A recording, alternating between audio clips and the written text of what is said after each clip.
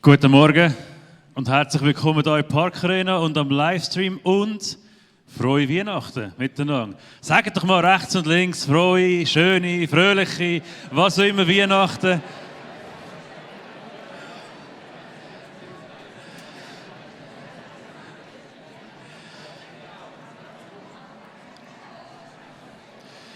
Weihnachten ist ein Fest, das wir feiern.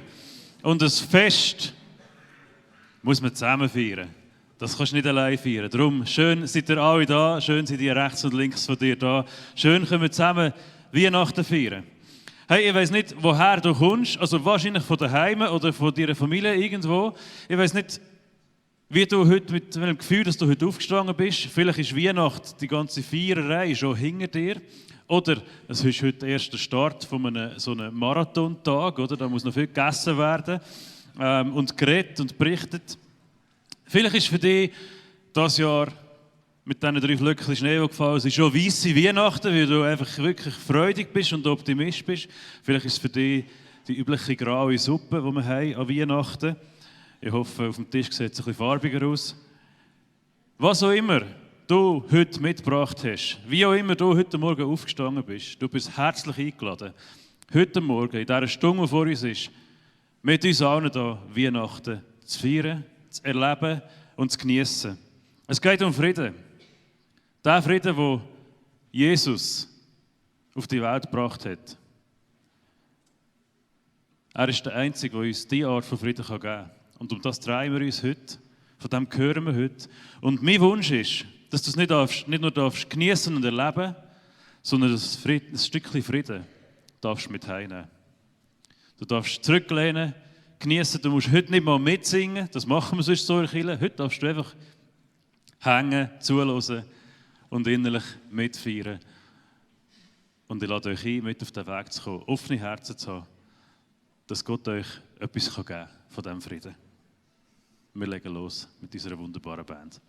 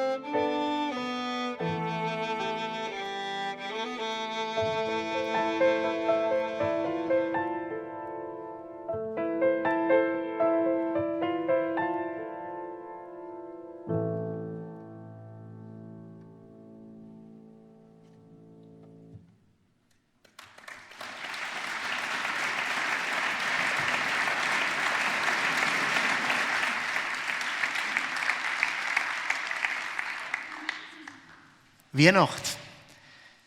Das ist weltweit bekannt als das Fest vom Frieden. Frieden auf Erde für die Menschen. Genau das haben ja eben die Engel vor 2000 Jahren oder mehr als 2000 Jahren den Hirten verkündet.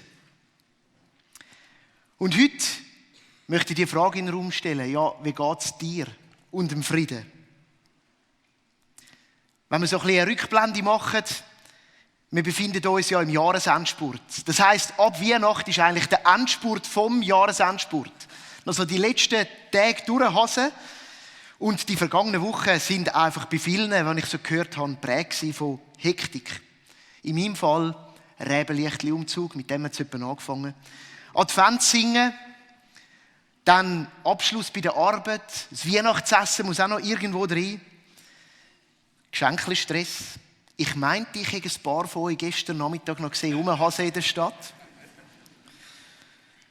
Ja, und dann sollte man ja in dieser Geschäftigkeit sich auch mal noch Zeit nehmen für eine gute Tat. Für das ist der Dezember ja auch da.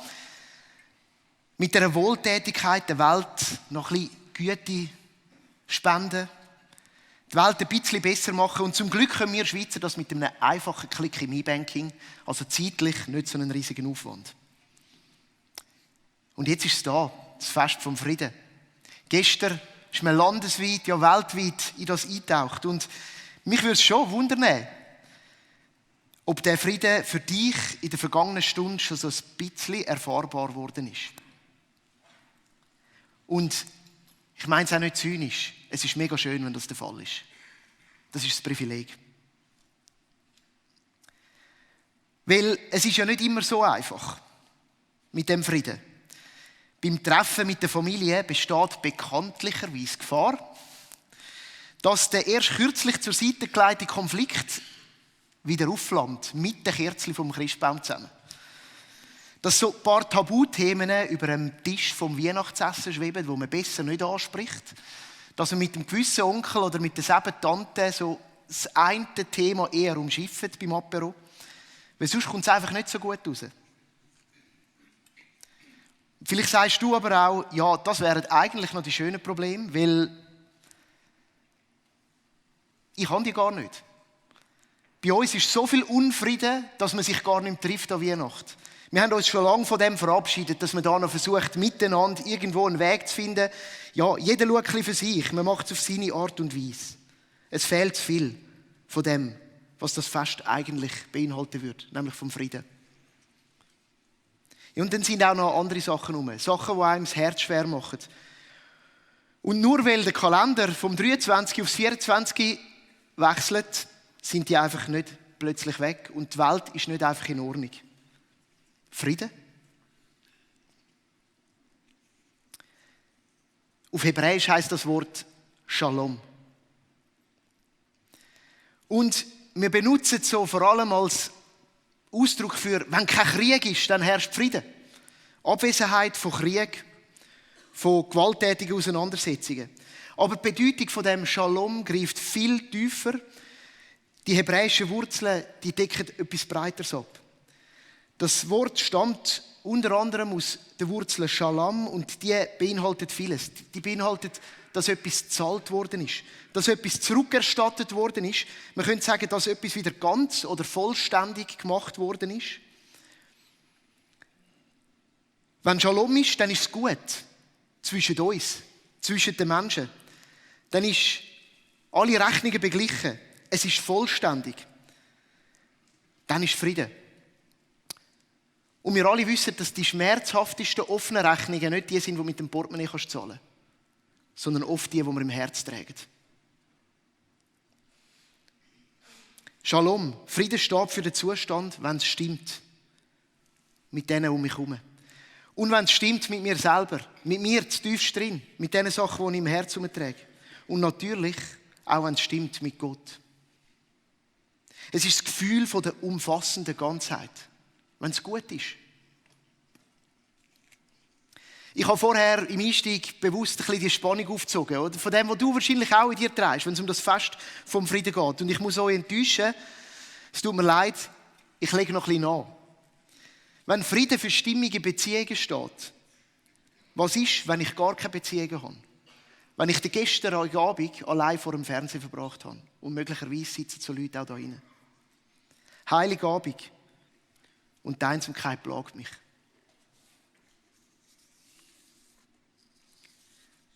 Vielleicht bist das nicht du. Vielleicht stimmt bei dir äußerlich sogar alles tipptopp und das Weihnachtsgewand hast du auch noch aus dem Schrank gebracht, so wie ich. Aber in deinem Herz treibt dich etwas um. Sorgen können einem zum Beispiel den Frieden rauben. Und je ruhiger es über die Festtage wird, desto dunkler steigen die Schatten, die wir in der Hektik von dem Jahr verdrängen können, in einem auf. Sie sind eben immer noch da. Und sie säen Unfrieden mitten in dir rein. Plagende Gedanken. Reue, die dich umtreibt. Vielleicht auch Sorgen für die Zukunft. Und dann sind da auch noch ein paar globale Fakten. Und ihr habt wahrscheinlich gemeint, ich dürfte die im Friedenslied verschwiegen. Prägnant ausgedrückt, wie kann man vom Fest vom Frieden reden? Angesichts von dieser Weltsituation. Auf 5 von 7 Kontinenten werden aktuell bewaffnete Konflikte geführt. Die Zahl der Todesopfer, die jährlich aufgrund von Krieg sterben, steigt rasant und bewegt sich im mittleren 6-stelligen Bereich. Ehrlich gesagt, ich verstehe, wenn Menschen angesichts von diesen Tatsachen zum Schluss kommen, Weihnachten als Fest vom Frieden kann nicht ernst genommen werden. Die menschliche Hoffnung scheint schon bei dir verloren. Soll man, ja, kann man das wirklich das Fest vom Frieden nennen und kann man das auch feiern? Sich ein bisschen einfach in der heilen Welt baden.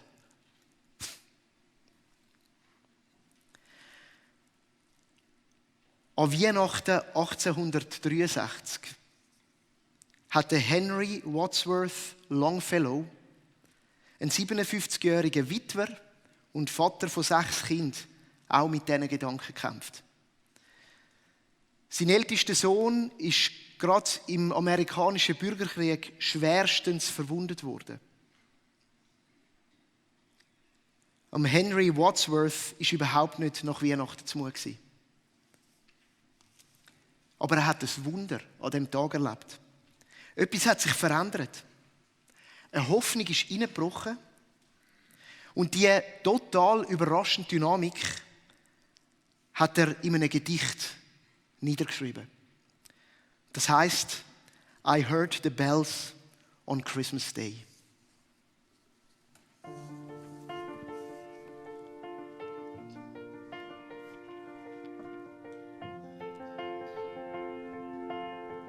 I heard the bells on Christmas Day. Their old familiar carols play, and mild and sweet their songs repeat, of peace on earth, goodwill to men,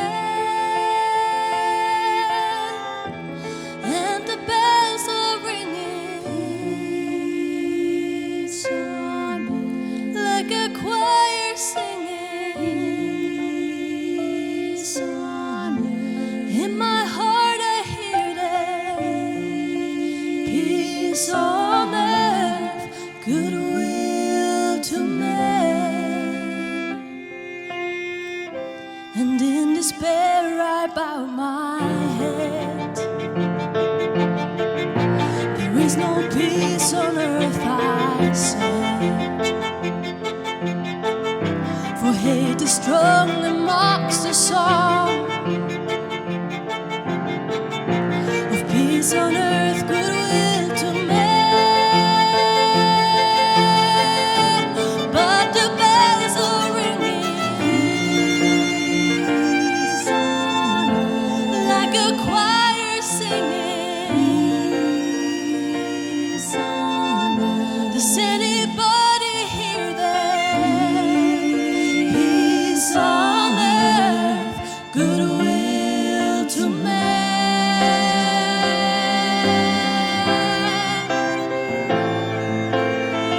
Then ring the bells more loud and deep. God is not dead, nor does he sleep.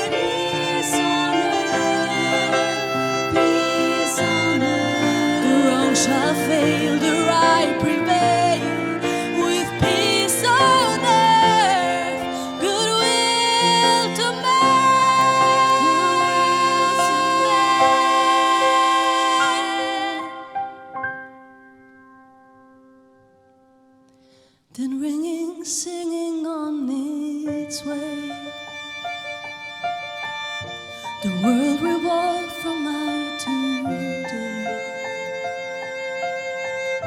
A voice, a chime, a chant sublime of peace on earth, goodwill to men, and the bells are ringing, son, like a choir they're singing, son, and in our hearts we'll hear them. Peace on earth, goodwill to men. Do you hear the bells they're ringing, son? To life the angels singing, son. Open up your heart and hear them. Peace on earth, goodwill to men.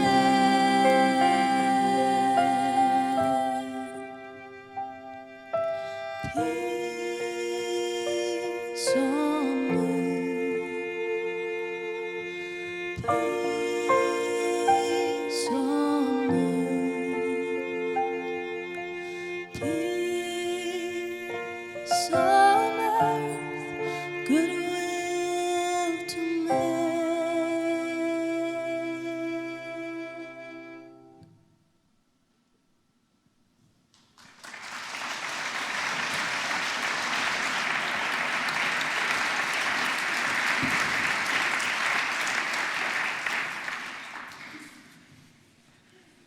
Wir bewegen uns ein bisschen zurück in die Zeit, und zwar zurück zu diesen bereits erwähnten Hirten am Feuer. Ein bisschen mehr als 2000 Jahre, im Hügelland von Judäa. Weil es war der, wo die überraschende Dynamik, die auch der Henry Wadsworth erlebt hat, sich schon mal sehr imposant gezeigt hat. Man kann sagen, dass es durchaus eine harte Lebensrealität war für die arbeitende Landbevölkerung von Judäa. Für die Hirten in der damaligen Zeit. Es hat allerdings einen Frieden im Land gegeben. Der römische Frieden, man sagt ihm auch Pax Romana, in den Asterix-Büchern sieht man das manchmal so niedergeschrieben. Oder für Geschichtsinteressierte unter euch Pax Augusta, benannt nach dem damals herrschenden Kaiser. Und der hat geheissen, dass das Römische Reich eben geschaut hat, dass der Frieden gewahrt wird. Das heisst, dass sie an der Macht bleiben, in ihrem Gebiet, das sie besetzt haben. Für die einfache Landbevölkerung hat das oft auch Mühsal und Unterdrückung bedeutet. Nicht unbedingt das, was man sich unter einem friedvollen Leben vorstellt. Und was klar war für die Hirten, ist, dass es sich bei dem Pax Romana, bei dem römischen Frieden, nicht um den Frieden handeln kann, wo ihnen in den alten jüdischen Schriften schon lange versprochen war. Und so stelle ich es mir vor, dass es schon überraschend war. Irgendwie in der Lethargie vom Alltag, auch in dieser vielleicht manchmal aufkeimenden Hoffnungslosigkeit, wo plötzlich der Moment kommt und ehrlich gesagt zuerst Schrecken und nicht Freude und ein Engel bei ihnen steht, bei den Herden am Feuer und ihnen verkündet, sie sollen jetzt keine Angst haben. Ein bisschen Paradox. Dass er ihnen eine grosse Freude zu verkünden hätte. Der Retter der Welt sei geboren. Aber sehr speziell, unscheinbar, als ein Kind in Windeln gewickelt. Und dann ist es noch ein bisschen verrückter geworden. Es ist dann ein imposanter Engelschor erschienen. Heerscharen, himmlische, werden uns beschrieben. Und sie haben miteinander gesungen. Ehre und Herrlichkeit Gott in der Höhe. Und Frieden auf der Erde für die Menschen, auf denen sein Wohlgefallen ruht. Eine andere Übersetzung sagt, dass die Engel gesungen haben, sein Friede, der Friede von Gott, kommt zu den Menschen, zu euch Hirten. Es ist eine von diesen Geschichten, es gibt noch ein paar mehr, aber da wäre ich schon extrem gerne dabei gewesen. So hinter einem Büschli am Rauslinsen. Weil irgendwie erscheint es mir schon auch eher als so, also ich meine, es ist eine übersinnliche Erfahrung. Heute würde man vielleicht sagen, ein Drogentrip. Es muss verrückt gewesen sein. Ehrlich gesagt, unglaublich. Also ich meine es unglaublich. glaublich, das heisst nicht zum Glauben. Und ich habe mir dann überlegt, wieso haben denn die Hirten dem Glauben geschenkt? Und ich habe das Gefühl, es hat damit zu tun, dass die Worte der Engel bei ihnen etwas ausgelöst haben. Das hat angeklungen wie ein Gott. Wie so Bruchstück, Fragment von Texten, die sie gekannt haben. Kind, Messias, Frieden. Moment mal, könnte das der Moment sein, wo der römische Frieden verblasst und etwas anderes reinbricht? Könnte das der Moment sein, wo sie alle darauf gewartet haben? Wie oft sind sie in den Familien gesessen und haben die Texte gehört, als kleine Buben schon gelernt, auswendig reden. Wie oft hat man sie an Festen vorgelesen? Wie oft sind sie in der Synagoge gewesen und haben das gehört? Die Texte aus den Propheten. Zum Beispiel der vom Jesaja. Denn uns ist ein Kind geboren. Ein Sohn ist uns geschenkt. Er wird die Herrschaft übernehmen. Man nennt ihn wunderbarer Ratgeber. Starker Gott. Ewiger Vater.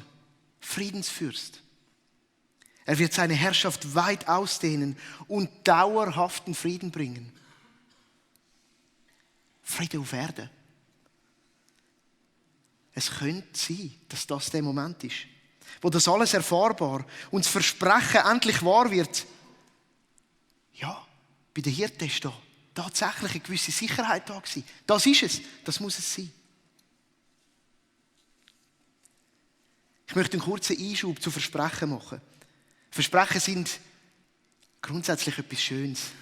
Und gerade so auf Weihnachten hin, gerade mit Kindern erlebt man es ja auch, die haben ja Wünsche und bei diesen vielen Wünschen, die jetzt auch bei unserem Sohn so auf der Liste gelandet sind, kannst du ja dann nicht alle erfüllen, gell? Aber bei dem einen oder anderen kannst du vielleicht so ein bisschen eine Andeutung geben, es könnte sein, dass der in Erfüllung geht. Und das wird dann schon als eine Versprechung wahrgenommen und die Äugel fangen an zu leuchten und die Spannung ist bis heute noch da, denn das alles wahr wird. Aber Versprechen sind etwas Schönes und meistens liegt es irgendwo in der Vergangenheit und man steht in der Zwischenzeit und man wartet mit Blick auf die Zukunft. Und dann weckt es zwei so Regungen in uns. Und die erste ist ganz klar, das ist die von der Hoffnung. Und das ist ein schönes Gefühl. Und es ist das Gefühl, dass es gut kommt, vor allem besser kommt, als dass es jetzt ist. Ein Gefühl, dass möglicherweise im Moment Unmögliches plötzlich möglich ist. Dass sich etwas noch verändern lässt in dieser Zukunft. Hoffnung auf Frieden. Die zweite Regung ist die von der Erwartung. Die Hoffnung weckt Erwartung oder das Versprechen weckt Erwartung. Und auch das ist echt schön. Mir scheint es noch so eine etwas aktivere Betonung zu haben als einfach die Hoffnung. Weil im Wort erwarten steckt ja auch das Warten. Und warten, das kannst du auch ganz aktiv tun. Warten heisst ja auch ausharren. Es heisst, sich nach etwas sehnen. Im Ausblick auf das, was man glaubt, es wird kommen. Auf das Versprechen hin. Und mir scheint es, als hätten die Hirten irgendwie, auch wenn es bedrängt war von den alltäglichen Umständen, die Erwartung in sich trägt. Die Erwartung auf den Frieden. Und wo der Code gekommen ist, wo die Engel die Botschaft verkündet haben, hat das Sinn gemacht. Weil sie haben darauf gewartet. Und so möchte ich einfach die Brücke ins Heute schlagen und dich fragen, sehnst du dich nach dem Frieden? Harrst du auf ihn? Wartest du auf den Frieden? Weil das Versprechen aus dem Jesaja gilt auch dir heute. Der Jesus hat das Potenzial, Frieden zu bringen. Dort, wo Menschen ihn empfangen. Dort, wo Menschen darauf reagieren. Dort, wo Menschen sich zu den Krippen bewegen. Weihnachten ist das Fest, wo man seine Ankunft feiert, wo die Hirten genau das erlebt haben, dass das Versprechen wahr geworden ist. Erwartest du Frieden? Heute ist Weihnacht. Es ist das Fest vom Frieden.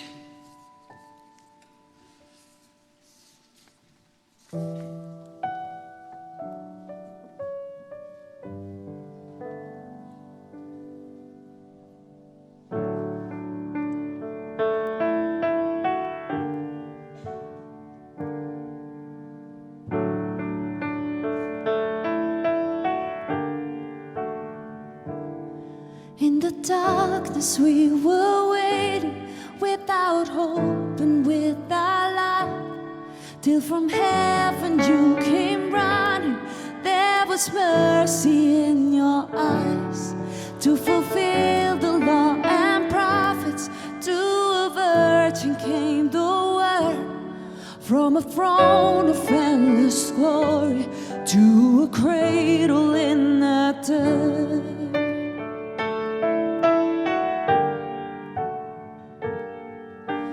Praise the Father, praise the Son, praise the Spirit, three in one. God of glory, majesty, praise forever to the King of Kings.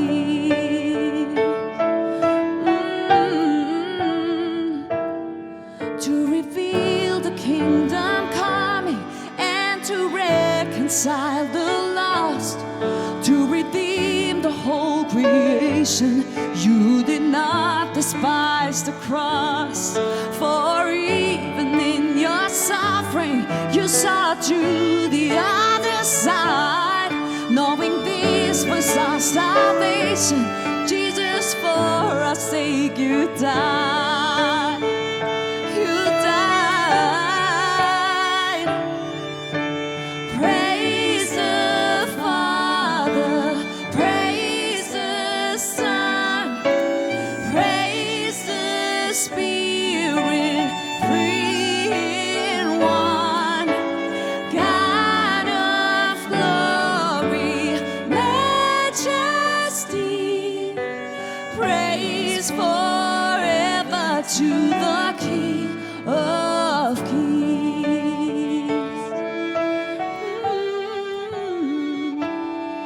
And the morning that you rose, all of heaven held its breath, till that stone was moved for good, for the Lamb had conquered death. And the dead rose from their tomb, and the angels stood in awe, for the souls of all who come to the Father are restored. And the church of Christ was born, then the Spirit lit the flame. Now His gospel truth of old shall not kneel or shall not fade. By His blood and in His name, in His freedom I am free. For the love of Jesus Christ, who has resurrected me. You've resurrected me.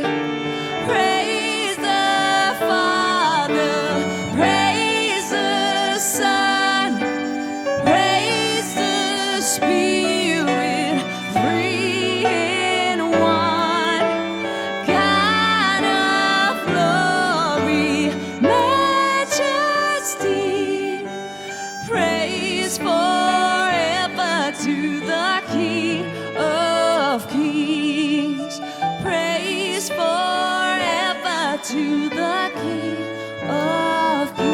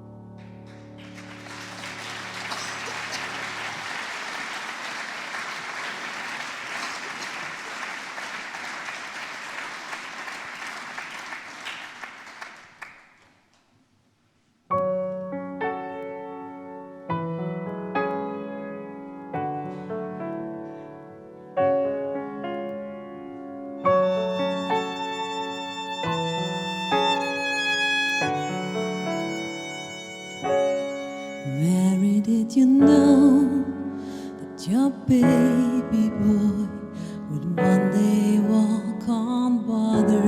Mary, did you know that your baby boy would save our sons and others? Did you know that your baby boy has come to make you new? This child that you delivered will soon deliver you. Mary, did you know that your baby boy would give sight to the blind man? Mary, did you know that your baby boy would calm the storm with his hand? Did you know that your baby boy has walked where angels trod? When you kiss your little baby, you've kissed the face of God. Mary, did you know? Did you know? Did you know? The blind will see and the deaf will hear, the dead will live again, the lame will leap and the dumb will speak the praises of the Lamb. The blind will see and the deaf will hear, the dead will live again, the lame will leap and the dumb will speak the praises of the Lamb. Mary, did you know that your baby boy is Lord of all creation? Mary, did you know that your baby boy will one day rule the nation? Did you know that your baby boy is heaven's perfect lamb? And the sleeping child you're holding is the great I am. Mary, did you know?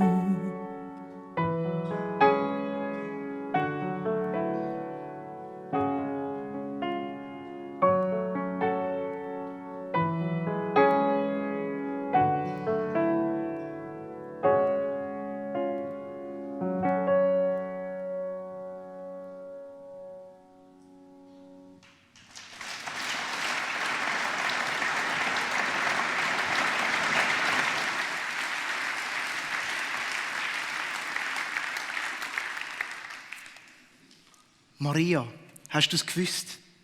Das schlafende Kind, das du in den Arm hebst, das ist auch der grosse Ich Bin. Das ist speziell an Weihnachten. Es ist das Fest von der Geburt von einem Kind. So verletzlich, wie es eben noch sein kann. Ein Neugeborenes. Aber es ist auch die Geburt vom grossen Ich Bin. Gott selber, der Mensch wird, der den Weg auf sich nimmt, der die Verbindung schlägt, zum Frieden herstellen, Frieden schaffen, Frieden auch dann auszuleben, Frieden zu stiften, der Fürst vom Frieden zu sein. Und weil Weihnachten ist, möchte ich uns alle darum heute einladen, auf 2 Gedankengänge, die das irgendwie auch für unser Leben greifbar machen. Das erste ist, weil Weihnachten ist, kannst du Frieden empfangen. Das ist die gute Nachricht von Weihnachten, dass Gott selber gekommen ist, um den Menschen Frieden zu bringen. Das heisst, dass du eben auch heute schon empfangen kannst. Das heisst auch, du kannst ihn erleben. Der Paulus schreibt im Philipperbrief, dass es ein Frieden ist, der all unser Verstehen übersteigt. Und wenn ich das noch so ein bisschen in unsere Alltagsrealität umdeutschen, heisst das, er kann im Fall da drin kommen, wo du heute nicht mal daran glaubst, dass es möglich ist. Das ist die Realität von Weihnachten. Dass der Frieden sich ausbreiten kann, dort, wo du es nicht einmal erwartest.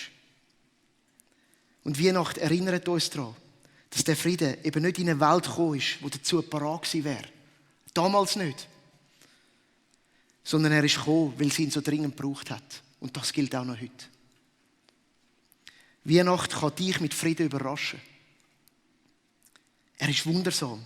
Er trägt, wo die Umstände schwierig sind und ehrlich gesagt manchmal auch noch schwierig bleiben.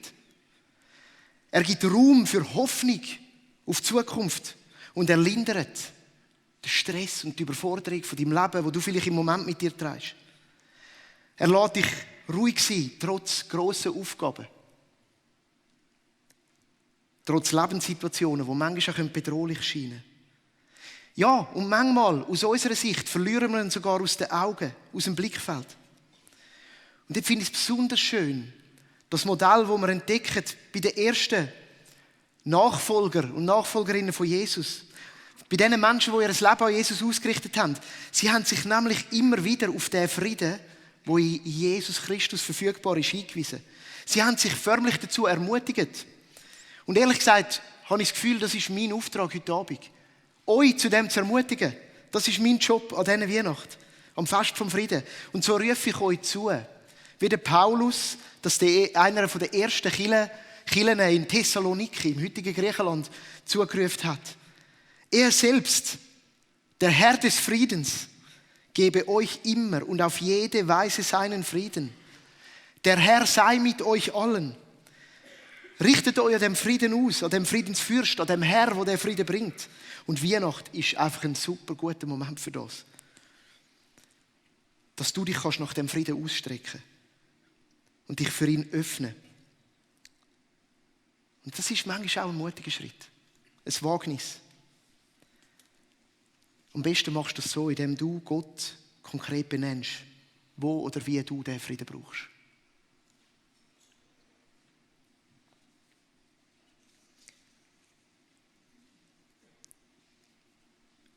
Jetzt kann ich mir vorstellen, was in deinem Kopf abgeht. Nämlich, dass du sagst, ja, schönes Versprechen, aber ganz ehrlich, wenn ich um mich herum schaue und manchmal auch mein Leben, was ist, wenn der Frieden ausbleibt? Und warum herrscht denn weiterhin so viel Leid, Elend und Krieg in dieser Welt? Und ehrlich, es wäre naiv, wenn wir uns vor dieser Realität verschliessen würden, nur weil Weihnachten ist. Das weihnachtliche Tuch drüber legen. Mir scheint es eine Tatsache zu sein, dass Gott sein Friedensprojekt von Anfang an immer gemeinsam mit den Menschen durchführen. Darum hat Jesus auch, als er angefangen hat zu wirken, als er aufgewachsen ist, zuerst eine kleine Gruppe von Leuten gesammelt. Und er hat sie gelehrt. Und er hat ihnen vorgelebt, vor allem etwas, nämlich im Frieden mit Gott und mit anderen Menschen zu leben. Genau darum, damit das Friedensprojekt von Gott vorangetrieben werden kann. Was auch eine Tatsache ist, dass der Mensch aber auch frei ist in dieser Entscheidung, ob er mitmachen will. Die Menschen entscheiden mit, wie viel Frieden heute schon erlebt und erfahrbar wird. Der Grundstein von Frieden, der ist gelegt. Insbesondere an Weihnachten mit der Ankündigung der Engel. Aber das Haus vom Frieden, das bauen wir im Fall miteinander. Und wo wir es nicht bauen, wird das wohl auch spürbar und irgendwo auch erlebbar. Und darum bist du, weil Weihnachten ist eingeladen, dich für Frieden einzusetzen. Frieden zu schaffen, Frieden zu stiften. Ja, für den Frieden, den du in Jesus darfst empfangen, auch besonders an Weihnachten. Jesus hat in einer von seinen berühmtesten Reden, in der Bergpredigt, zum Frieden eine prägnante Aussage gemacht. Er hat ausgerufen, glücklich sind die Frieden stiften, denn Gott wird sie seine Kinder nennen. Glücklich sind die Frieden stiften, denn Gott wird sie seine Kinder nennen. Und diese Einladung, die gilt dir auch. Weihnachten ist eben auch ein guter Moment, wenn nicht der beste, um dich für den Frieden zu entscheiden. Frieden zu stiften. Ich bin über ein Zitat von Unbekannt, gestoßen in den Vorbereitungen. Das sagt, Gottes Frieden beginnt nicht laut, sondern leise. Er beginnt hier, mit dir. Mit einem Wort, mit einem Schritt, mit einer ausgestreckten Hand, mit einem kleinen, persönlichen Wagnis, das das Potenzial hat, eine Revolution auszulösen. Gegen den Unfrieden in dieser Welt und manchmal auch gegen den Unfrieden zutiefst in dir. Und so möchte ich dich fragen, sehr direkt, ist es an dir, an dieser Weihnacht, eine Beziehung wiederherzustellen. Irgendwo einen Kontakt aufzunehmen. Vergebung auszusprechen. Vielleicht auch Reue zu zeigen und zu verbalisieren. Mitgefühl auszudrücken. Auf dein Recht zu verzichten. Dich von Vergeltung abzuwenden.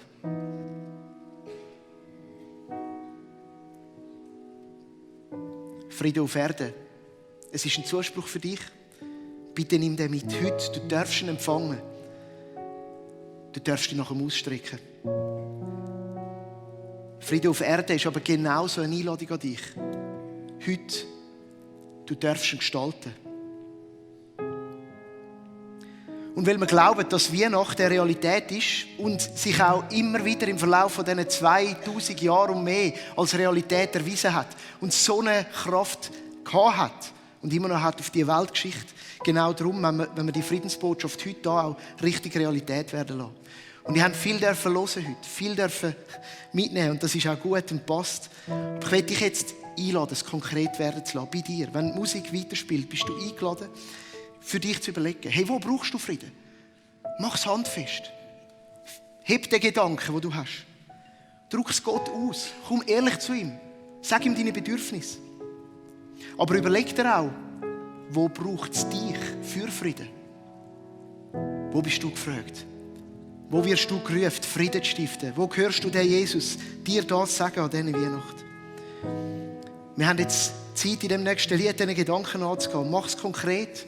Und ich will nachher noch mal kurz kommen, um das noch mal aufzugreifen.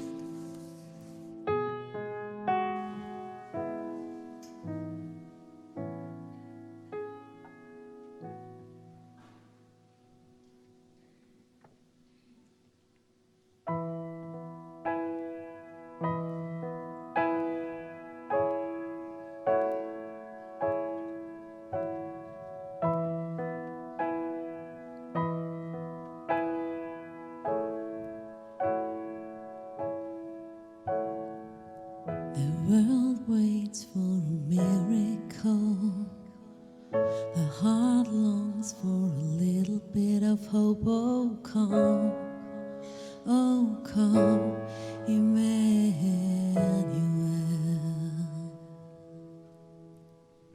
A child prays for peace on earth, and she's calling out from the sea of earth. Oh, come, Emmanuel. And can you hear the angels singing glory to the light of the world? Glory, the light of the world is here. The drum breaks with the tears of a mother. The baby's cry is the sound of love. Come down, Emmanuel. Oh, he is the song for the suffering. He is Messiah, the Prince of Peace has come. He has come, Emmanuel.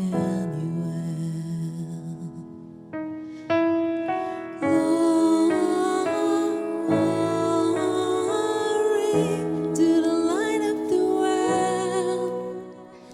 Glory, the light of the world is here.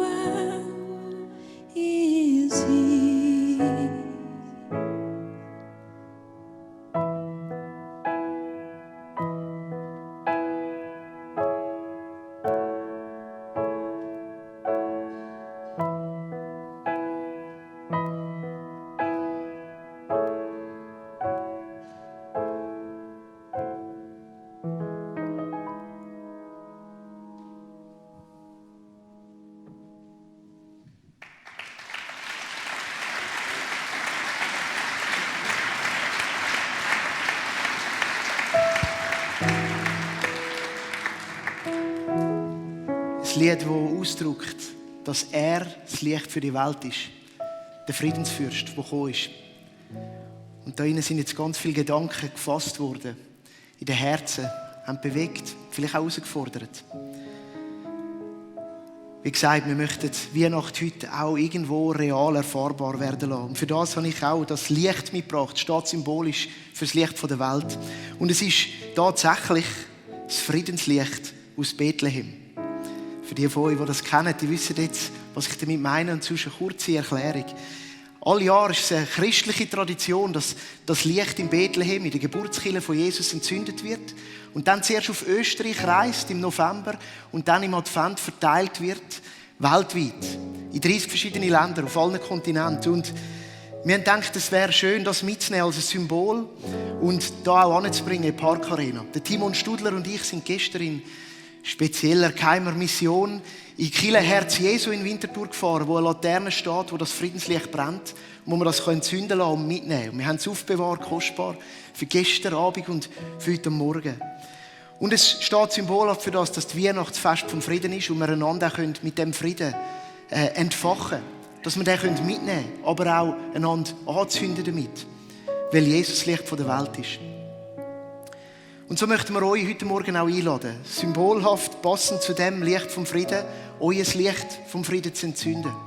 Mit all diesen Gedanken, die ihr gefasst habt. Vielleicht sind es Bedürfnisse und Wünsche nach Frieden.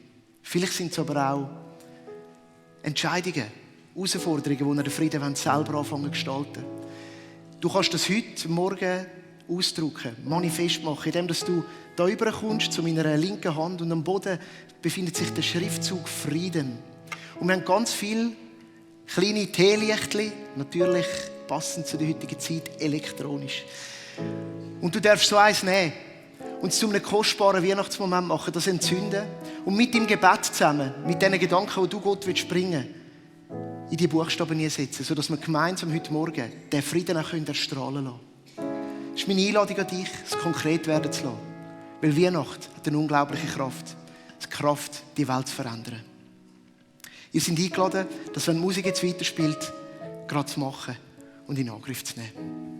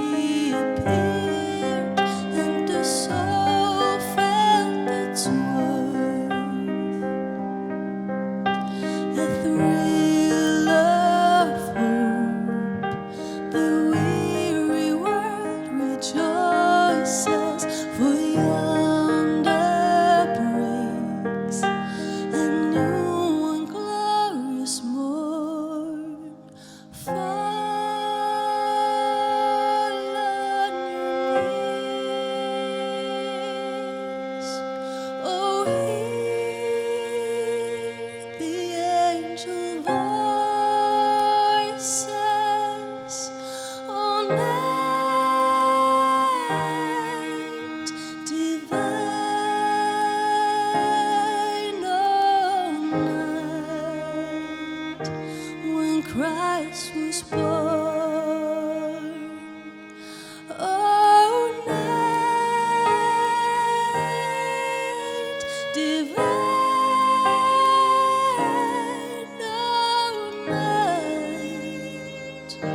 oh, night divine. Truly he taught us to love one another. His love is love, and his gospel is peace.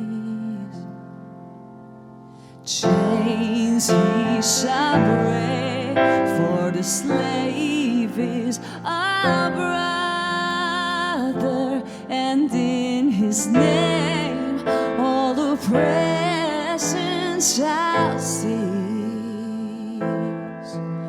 Sweet hymns of joy in grateful chorus raise we, let all within us praise his holy name. Christ is the Lord. Oh, praise his name forever. His power and glory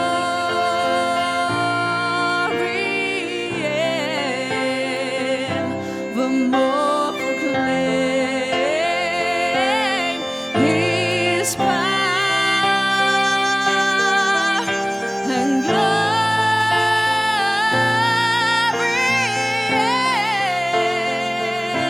evermore proclaim. Fall on your knees, oh, hear the angel voices, oh, night divine, oh, night when Christ was born, oh, night divine,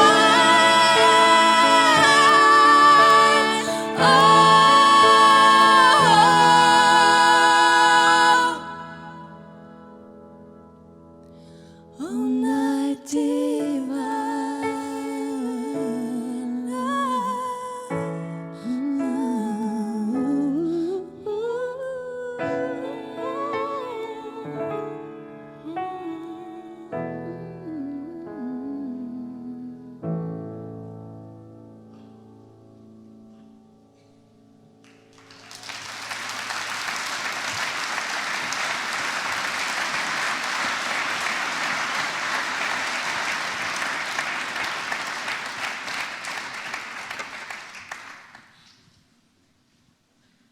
Gottes Frieden beginnt nicht laut. Er beginnt leise. Er beginnt hier mit dir. Ich finde es ein schönes Zitat und er fängt vielleicht mit dem Kerzchen an oder mit dem Gedanken, wo du an das Kerzchen geknüpft hast. Vielleicht ist es ein Wunsch, ein Traum. Vielleicht ist es etwas, was du dir vorgenommen hast, zum neuen Frieden zu stiften. Es fängt an bei uns, wenn wir Frieden empfangen. Frieden ist nicht einfach irgendwo und liegt irgendwo auf der Straße rum, sondern Frieden hat immer mit einem Menschen zu tun. Es fängt an bei dir, du darfst empfangen. Du bist aber auch herzlich eingeladen zum Weitergeben. Das ist Weihnachten.